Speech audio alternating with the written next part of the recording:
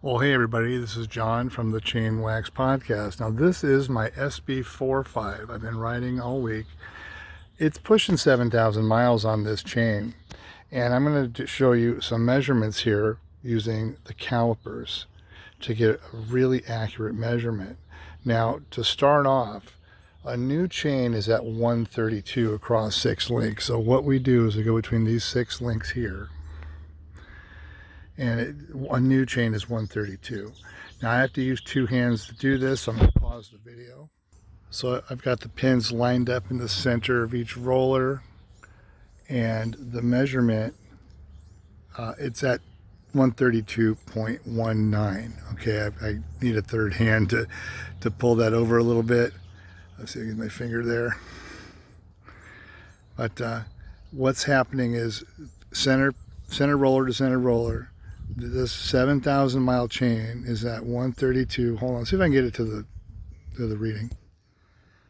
And there we go. So, I've done this in several places.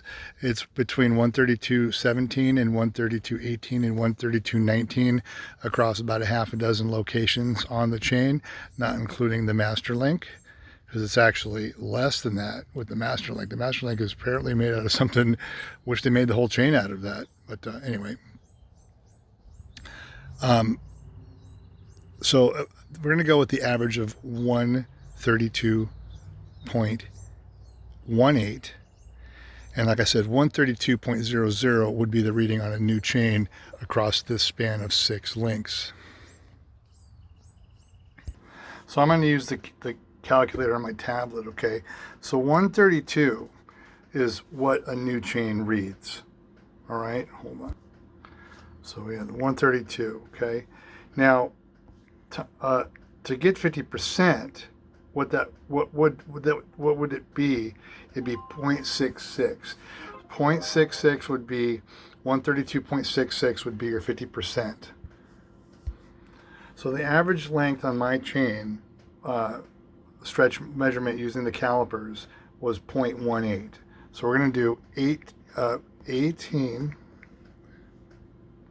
divided by 132, and that gets you, my chains are at 0.136 wear. My chains are at 13% wear of the 13% of the 50%. So what that means is, with a chain checker, I'm showing about 18% wear.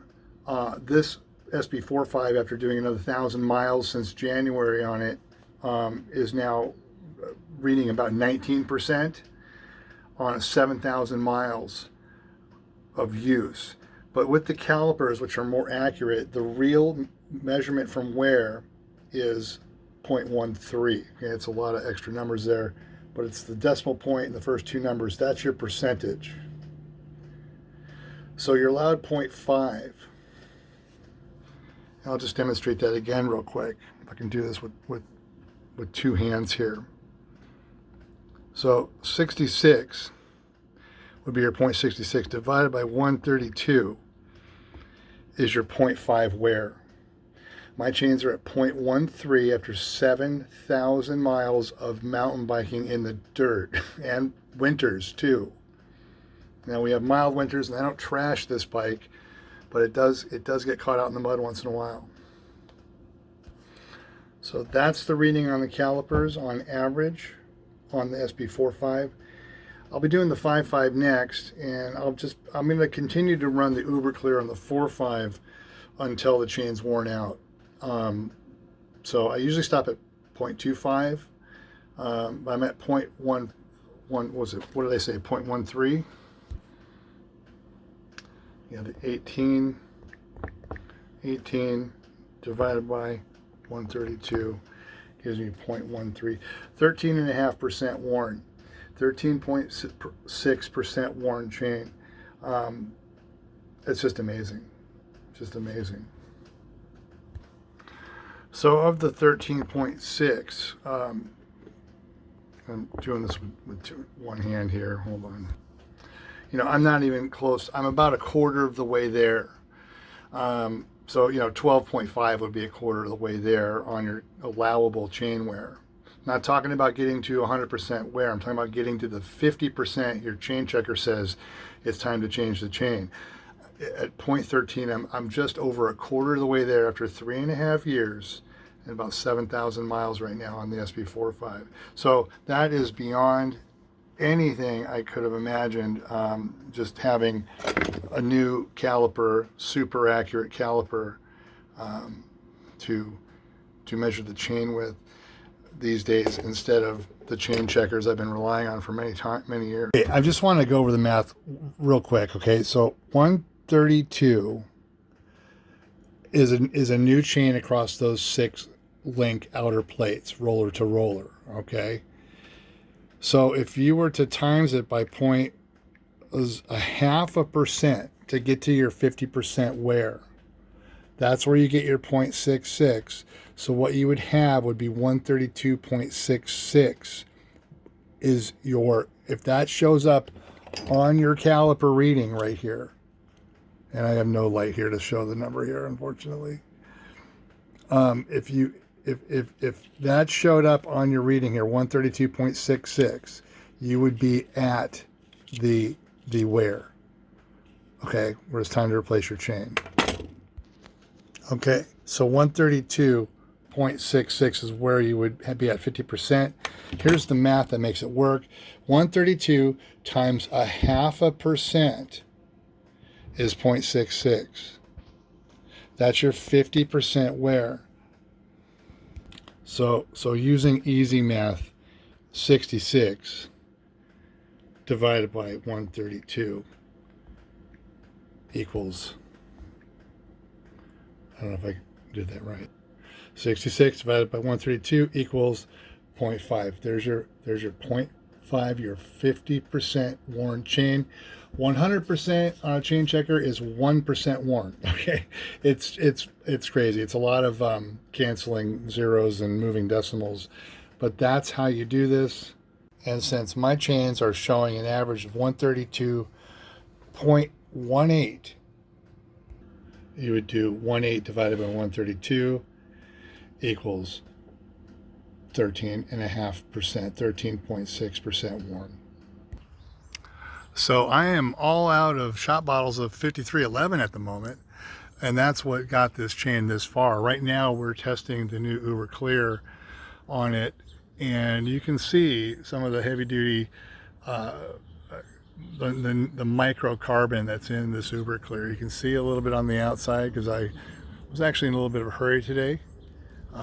So there's a little bit of extra carbon on the outside, but it's still so clean to the touch. It's not dirty at all. Just a little bit of wax coming off because it's been hot. And then there's the chain prep formula shot bottle there. This is what got this bike to this place. Would be the chain prep to prep the new chain right on the bike. Factory packing grease. This chain went on with factory packing grease 3.5 years ago and has never come off once. The quick link has never been removed once. There's a lot of carbon on it because of the Uber Clear. And again, this is the e-bike formula primarily. But we're using it on a pedal bike here, testing it in the summer conditions, see if I can get the next 7,000 miles with this. But by the math I just showed you, there's no reason that this chain can't go twice as long as it is already at 13.6% wear of the 50% allowed. Double that's 27.2. I would still be well within the boundaries of having a safe chain on the bike to not take out the cassette. This is the original cassette on the bike from 2018. You can see the condition it's in. But the Uber Clear is a heavier wax formula. It's more like a crock pot than anything else now in the lineup. And it's got this special carbon blend I have in there to supplement the dark matter. It's a great standalone as well. It doesn't stay as clean as the 5311. It's going to be a little bit A little bit's going to squeeze out, especially in summer. 5311, you really don't have that problem. And a little bit of 5311 that does squeeze out, it flakes off because it's a harder wax. This is softer, and it's softer for a reason. I won't get into all that, but it's meant to work with the dark matter. And I've already probably said too much. These people copy everything I do. They literally just hound me. I think half of my viewers are other chemists from other chain lube companies and their lawyers. That's who I think most of but I you know what, the good news is my sales on the website are 56% new customers every day on average. And that's fantastic. So I know the podcast, and I know the YouTube channel, and I know the Loam Wolf and the old guy on the bike and a few other people that are out there really talking about my product. I know that's what's getting all this traffic, and I really appreciate it. So, you know, we're at 7,000 miles in this chain. It's never come off the bike in 3.5 years. If I go, let's see, it'd be 3.6. So, to get to 50%, basically 3.5 times more to go on this chain in total. So roughly to go 14,000 miles would be at 27%, and then to go 28,000 miles would be at roughly 53%. That's roughly what we're talking about here. This bike, I may just sacrifice this cassette to see if I can do that. Now that's going to take years. That's going to take years and years. I don't ride as much as I used to. I'm not going to use a simulator. That's just ridiculous. It's not even true.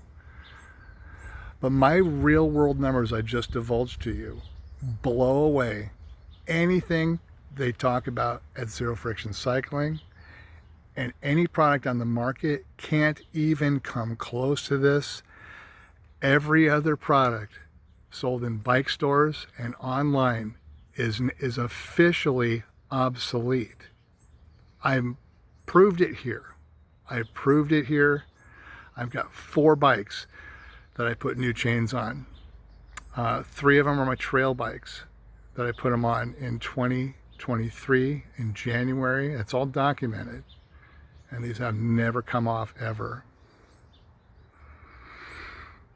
Nobody can touch this product. So, all right, guys, I'm going to end this segment here.